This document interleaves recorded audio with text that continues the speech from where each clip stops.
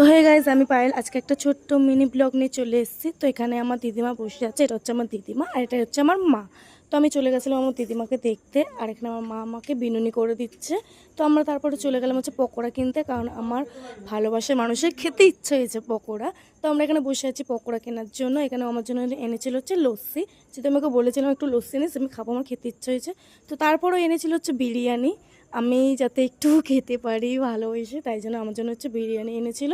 তো এদিকে বিরিয়ানি সব ঢালা টালা হয়ে গেছে, আর এদিকে আমি খেতেও স্টার্ট করে দিয়েছি। বিরিয়ানি মুনিয়ে বসে থাকবো এটা আমি কোনো দিনই করবো না, কারণ বিরিয়ানিটা হচ্ছে আমি দেখতে পারি না, আমার পেটে আগে ঢুকবে তারপরে সব কিছু। তো যাই হোক, বিরিয়ানি এদিকে আমি খেতেই রয়েছি।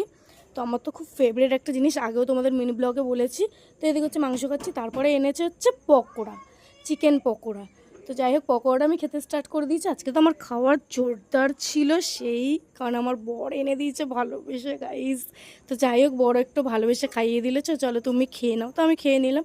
আজকে মিনি ব্লগ এতটা ভালো লাগলে like comment share subscribe, tata.